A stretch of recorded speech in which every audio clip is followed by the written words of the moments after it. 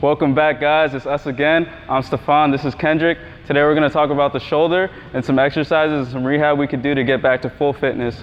Kendrick here is going to show you some of those exercises in a second, so stay tuned. Don't forget to hit the like and subscribe button and share our channel, Collect Safe Fitness. Let's get it.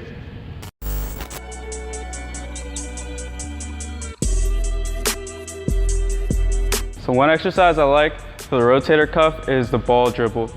What we're going to do with the ball dribble is we're going to be standing or kneeling and throwing a medicine ball back and forth against the wall.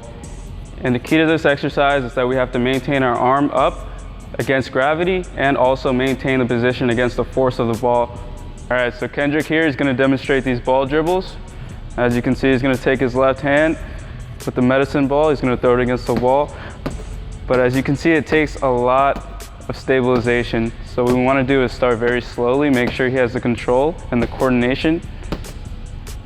And then once he gets that down, we can start picking up the pace. There you go. And start working on that power. And you should start feeling that burn here in a little bit. It's a lot harder than it looks. There you go. Nice.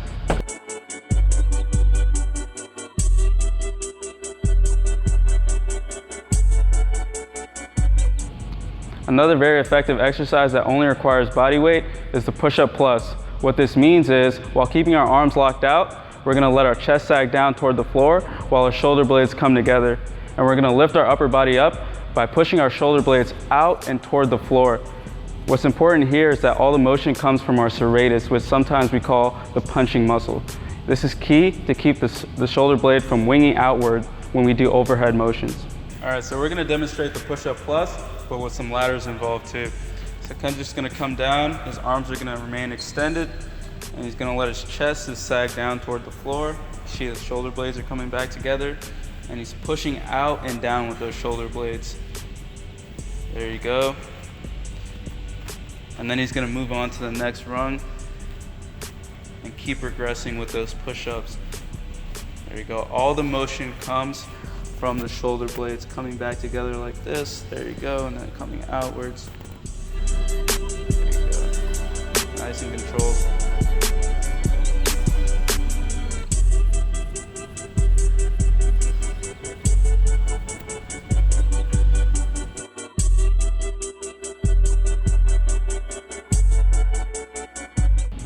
This exercise is challenging because it requires good core strength and hip mobility. The key is stabilizing the shoulder throughout the range so that the kettlebell remains vertical. And when we come down, the entire motion comes from the hips. That means the trunk and the spine remains neutral.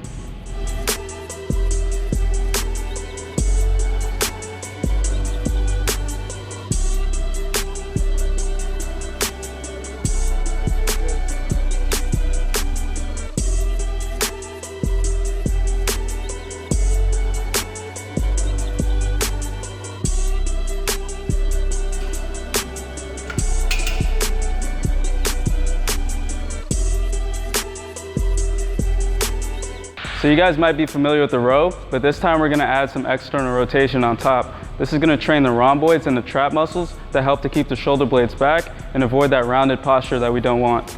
And adding that external rotation is gonna help strengthen the rotator cuff, which is important for any overhead athlete, especially throwers.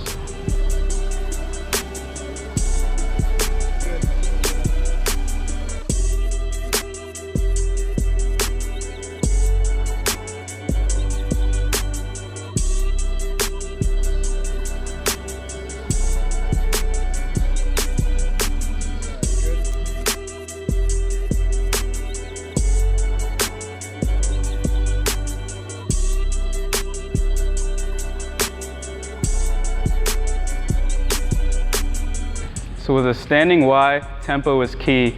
We really want to emphasize engagement of the lower traps. These muscles help to rotate the shoulder blades upwards and tilt them backwards. This is going to help prevent that pinching sensation you might feel with some overhead movements. All right, so here I'm cueing some thoracic extension. So he really wants to extend out through the spine when he pulls up on the cable.